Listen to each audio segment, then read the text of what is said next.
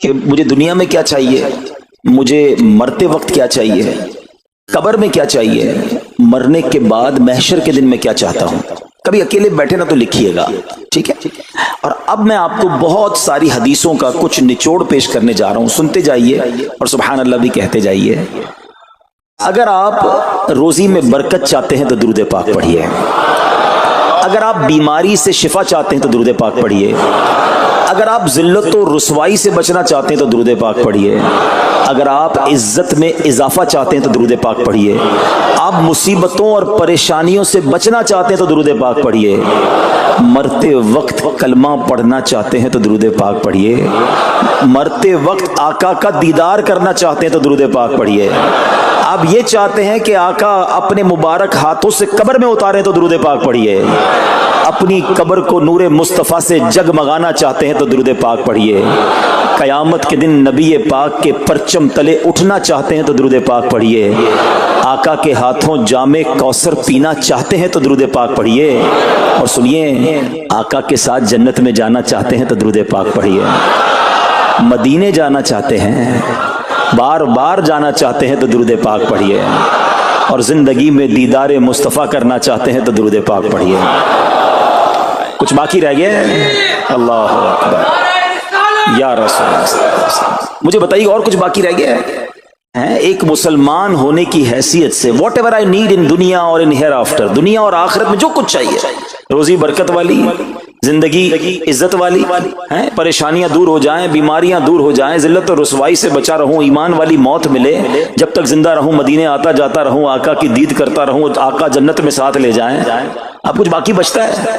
اب یقین کریں میں نے اپنی طرف سے نہیں بتایا. یہ جن کا کچھ مطالعہ ہے تو ان کو یاد آ رہا ہوگا کہ اس ہر جملے کے پیچھے کوئی نہ کوئی ایک روایت یا کوئی نہ کوئی حدیث موجود ہے.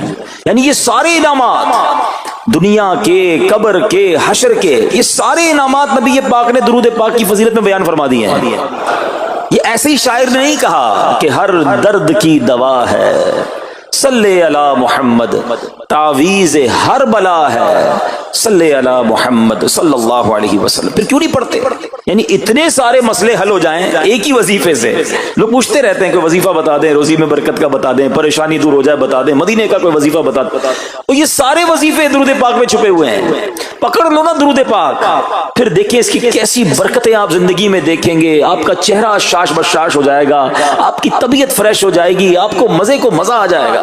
بس درود پاک کی کثرت پڑھتے رہا کریں، پڑھتے رہا کریں، انشاءاللہ برکتیں ہی برکتیں. میں بھی نیت کروں، آپ بھی نیت کریں. ایک اور خوبصورت بات بتاؤں، جو بڑی خوبصورت آیت ہے، میں سمجھتا ہوں شاید دنیا بھر کے عاشقان رسول کو یہ کم از کم آیت تو سب کو یاد ہوگی. کون سی آیت؟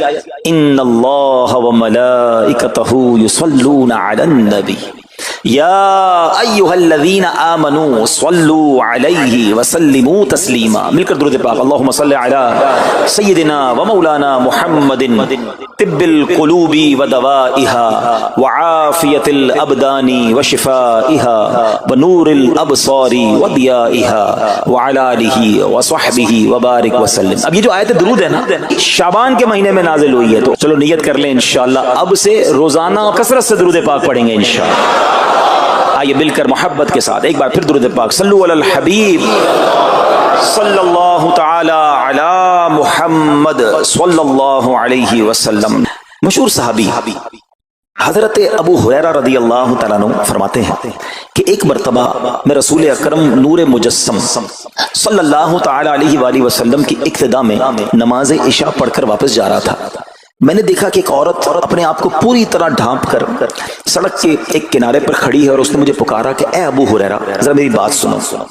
آپ کہتے ہیں میں قریب گیا، میں خلاصہ عرض کر رہا ہوں. تو اس عورت نے کہا کہ مجھ سے بہت بڑا گناہ ہو گیا ہے، کیا میری توبہ قبول ہوگی؟ حضرت ابو ہریرہ نے اس سے سوال کیا کہ کیا گناہ ہو گیا؟ اس نے گناہ کی تفصیل بتائی، کافی بڑا گناہ تھا.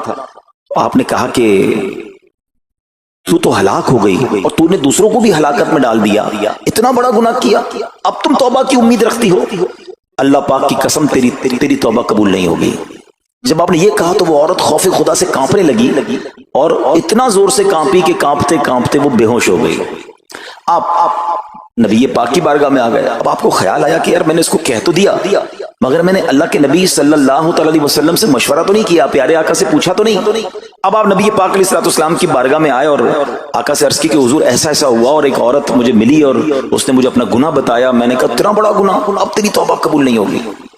اللہ اکبر۔ جب نبی رحمت شفیع امت صلی اللہ تعالی علیہ وسلم نے یہ بات سنی تو فرمایا انا للہ و انا الیہ راجعون۔ اے ابو ہریرہ تو خود بھی ہلاک ہوا اور تم اس عورت کو بھی ہلاکت میں ڈالا، کیا تمہیں اللہ پاک کا یہ فرمان یاد نہیں؟ پھر نبی پاک علیہ الصلوۃ والسلام نے قرآن مجید فرقان حمید کی یہ آیت تلاوت کی، ذرا غور سے تلاوت سنیے گا۔ اللہ کریم ارشاد فرماتا ہے بسم اللہ الرحمن الرحیم الا من تاب وآمن وعمل عملا صالحا فأولئك يبدل الله سيئاتهم حسنات وكان الله غفورا رحيما۔ ترجمہ کنز العرفان، مگر جو توبہ کرے اور ایمان لائے اور اچھا کام کرے تو ایسوں کی برائیوں کو اللہ نیکیوں سے بدل دے گا اور اللہ بخشنے والا مہربان ہے۔ حضرت ابو ہریرہ نے جب یہ آیت کریمہ سنی اور پیارے آقا علیہ الصلوۃ والسلام کا یہ فرمان سنا تو آپ کو احساس ہوا کہ میں نے غلط مسئلہ بیان کر دیا ہے۔ آپ پر یہ احساس اتنا غالب ہو گیا کہ آپ مدینہ منورہ کی اب گلیوں میں آواز لگانے لگے۔ ایک عورت نے مجھ سے رات ایک مسئلہ پوچھا تھا، کوئی بتا سکتا ہے وہ عورت کون ہے؟ آپ سارا دن مدینے کی گلیوں میں آواز لگاتے رہے، مجھے اس عورت کا پتہ بتاؤ جس نے مجھ سے مسئلہ پوچھا تھا۔ اب رات ہوئی تو وہ عورت آپ کو کل والی جگہ پر پھر کھڑی مل گئی۔ آپ فوراً اس عورت کے پاس پہنچے، اسے نبی پاک کا فرمان سنایا اور کہا تمہیں مبارک ہو، اگر تم توبہ کرو گی تو اللہ تمہاری توبہ قبول فرما لے گا۔ اب یہ عورت اتنی خوش ہوئی کہ مارے خوشی کے کہتی ہے کہ میرا ایک باغ ہے، میں نے اپنے گناہ کے کفارے میں وہ باغ راہ خدا میں صدقہ کر رہی ہوں۔ یہ پورا باغ ہے ابو ہریرہ، میں اللہ کی راہ میں صدقہ کرتی ہوں۔ اللہ اکبر۔ اے میرے پیارے اسلامی بھائیو، اس ایک واقعے میں ہمارے لیے بہت کچھ ہے۔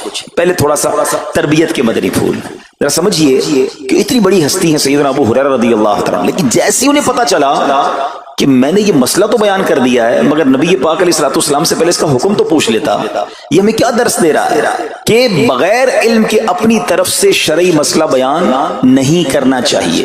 جو بغیر علم کے دینی مسئلے بتاتا ہے وہ خود بھی ہلاک ہوتا ہے اور دوسروں کو بھی ہلاکت میں ڈالتا ہے۔ ہاں میں بتاتا ہوں نا اس کا مسئلے کا حل کیا، حالانکہ خود کہیں پڑھا نہیں ہوتا۔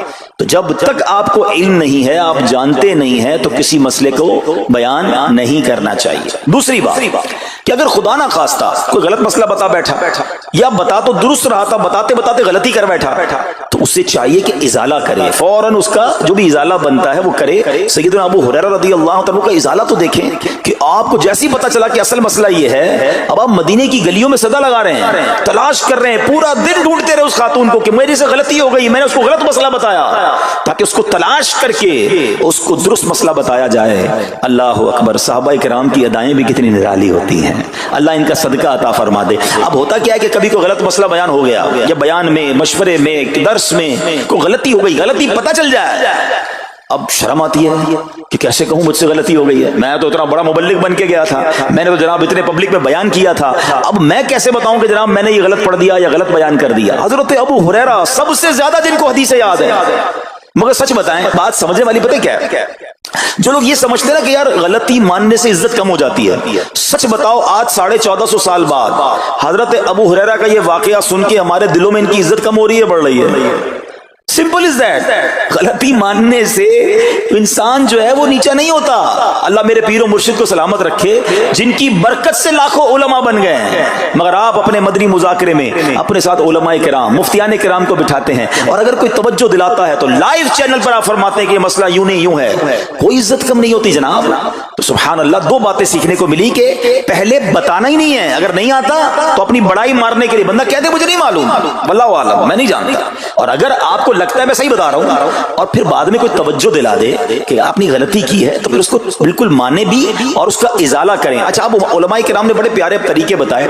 پہلے تو ظاہر یہ تھا کہ بھائی پبلک میں بیان کیا تو پبلک میں جا کر یا گلیوں میں جا کر آپ نے اعلان کیا، اب تو سوشل میڈیا کا زمانہ ہے، کچھ ویڈیو بنا کے ڈال رہے ہوتے ہیں، انسٹاگرام تو ٹویٹر تو پتہ نہیں کیا کیا چیزیں، موبائل فون، فیس بک، یوٹیوب، تو اب غلط مسئلے لوگ شیئر کر رہے ہیں۔ ایک یہ بڑا مسئلہ پتہ کیا ہو گیا، ہمارے موبائل پہ جیسے ہی کوئی ویڈیو کلپ آیا، کسی کا بھی آیا، یا کوئی پوسٹ آ گئی، کوئی فضیلت ہی آ گئی، गई, ना चेक करना है ना कुछ करना है, उसको फौरन फॉरवर्ड कर देना है। हालांकि उसमें बाज़ औक़ात गलत मसले होते हैं, बाज़ औक़ात गलत हदीसें होती हैं, हमें पता ही नहीं होता, हम समझते हैं आगे शेयर कर दें। अच्छा, शेयर करने वालों का भी बड़ा मसला है। अगर कोई वजीफा, कोई नफल, कोई भी चीज है, खुद पढ़नी नहीं है, आगे 100 लोगों को भेज देनी है, पहले खुद तो पढ़ो। अच्छा, खुद भी पढ़ने से पहले कहाँ चेक करवाया? तो प्लीज ये शरीयत के मामलात हैं, इसमें बड़ी गलती हो सकती है। तो अगर आपको कोई भी चीज शेयर करनी है तो बेस्ट ऑप्शन ये है कि दावत-ए-इस्लामी.net, ये दावत इस्लामी की वेबसाइट है, उस पर एक गैलरी का ऑप्शन है, आप वहां जाइए, वो मुफ्तियाने किराम से चेक हुई पोस्टें पड़ी हुई हैं, आप वहां से पोस्ट उठाएं, उसको शेयर कर दें, बिंदास करें, कोई टेंशन नहीं है, क्योंकि वो उलमा ने चेक की हुई है।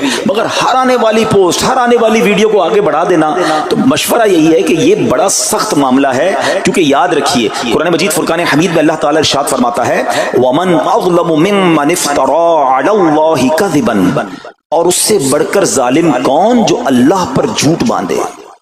अच्छा, इसके बारे में उलमा फरमाते हैं कि अल्लाह पर झूठ बांधने वाला सबसे बड़ा जालिम है। जब हम किसी को दीनी मसला बताते हैं तो उसका मतलब क्या होता है कि अल्लाह ने फरमाया, अल्लाह के हबीब अलैहिस्सलाम ने फरमाया। इसका मतलब अगर ऐसा नहीं है तो ये अल्लाह पर झूठ बांधना हो गया ना। हमने तो कहा मुझे तो पता नहीं था, किसी ने पोस्ट भेजी थी, किसी ने बताया था, अच्छा मैंने कहीं सुना था। अब कई लोगों की तो आदत पता क्या है, उनके साथ बैठो ना थोड़ी देर थोड़ी बात कहेंगे, अल्लाह ये फरमाता है, अल्लाह ने कुरान में ये फरमाया, पूछो किधर फरमाया, बोला ये नहीं पता, अल्लाह कुरान में ही कहता है। भाई कहां कहता है बताओ ना, आयत दिखाओ। अल्लाह ने फरमाया ये करना चाहिए, भाई कहां फरमाया? अपनी तरफ से। अच्छा, क्योंकि कहीं सुना था, कहीं दोस्तों की महफिल में आधी बात याद थी। अरे डरना चाहिए कि मैं कैसे कह दूं कि अल्लाह ने फरमाया, मैं कैसे कह दूं नबी पाक अलैहिस्सलाम ने फरमाया, जब याद नहीं, पढ़ा नहीं।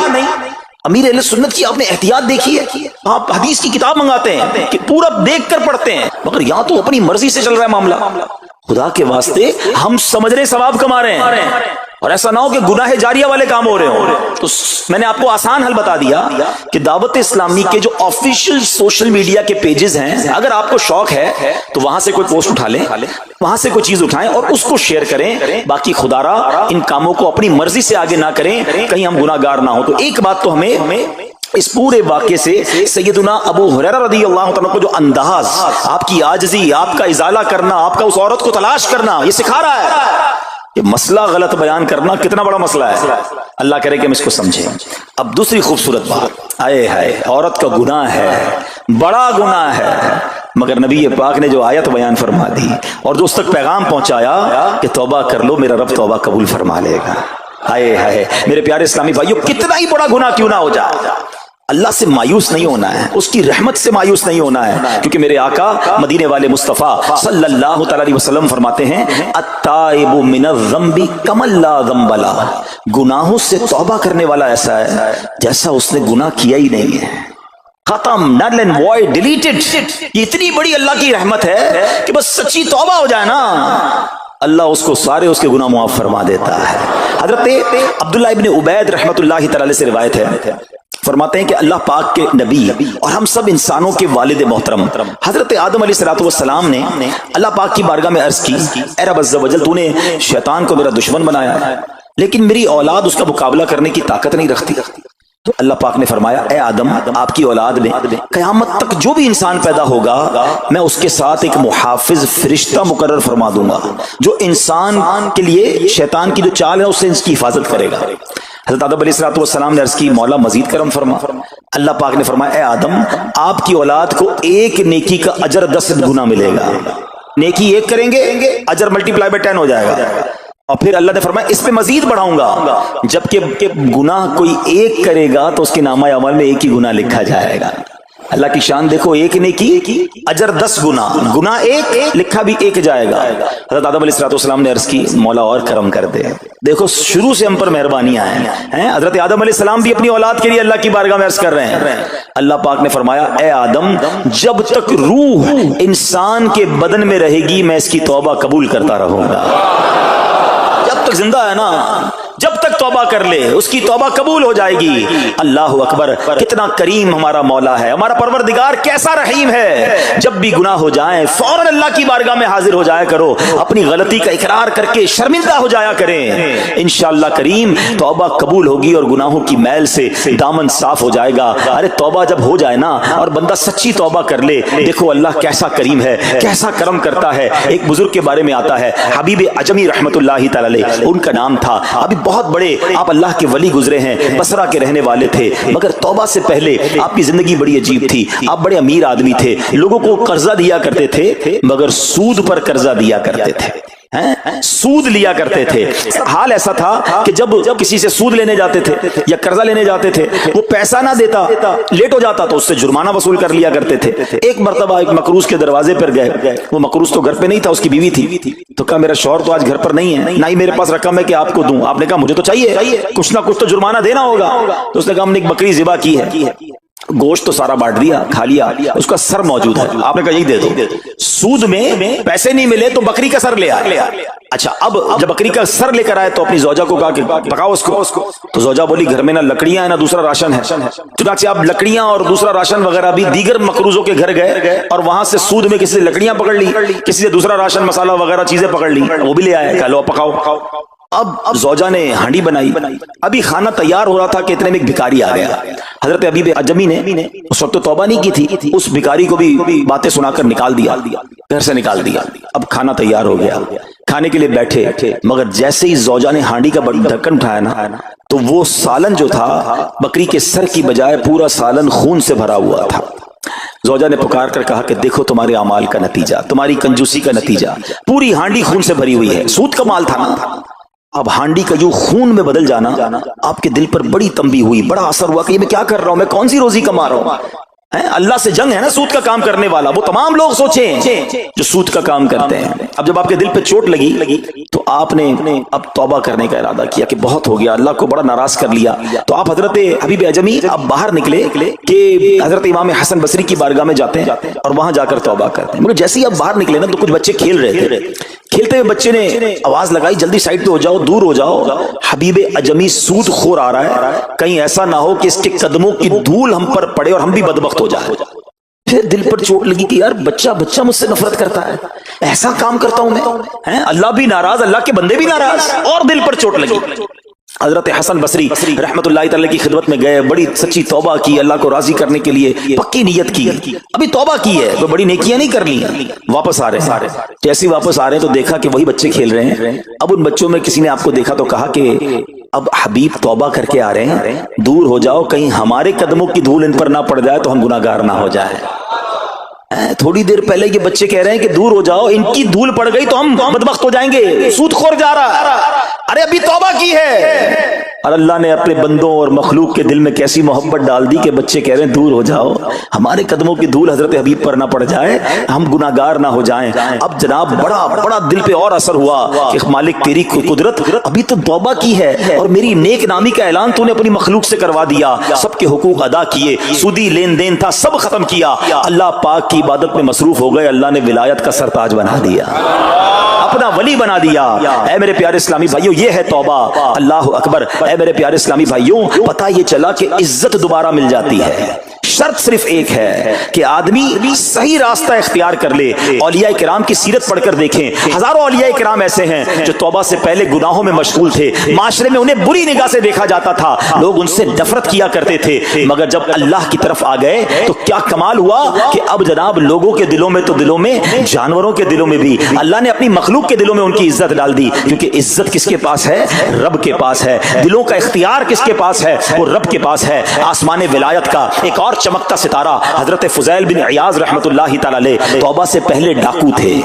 جی ہاں، آپ کتنا بڑا نام ہے ولیوں میں، مگر آپ ایک ڈاکو تھے. اور یہ کوئی کہانی نہیں، واقعی حقیقت ہے کہ رات کو جب بچہ سوتا نہیں تھا تو مائیں کہا کرتی تھیں بیٹا سو جاؤ ورنہ فضیل ڈاکو آ جائے گا. جس راستے پر آپ ہوتے تھے لوگ ڈر کے مارے اس راستے سے نہیں گزرتے تھے، مگر جب آپ نے توبہ کی، جن کا مال لوٹا تھا واپس کیا اور سارے حقوق ادا کیے، نیک کاموں میں مصروف ہو گئے، اللہ کی عبادت میں لگ گئے. حضرت فضیل بن عیاض نے وہ وقت بھی دیکھا کہ وقت کا بادشاہ آپ کے دروازے پر کھڑا تھا اور انتہائی عاجزی سے عرض کر رہا ہے کہ حضور ملاقات کا وقت عطا فرما دیجئے.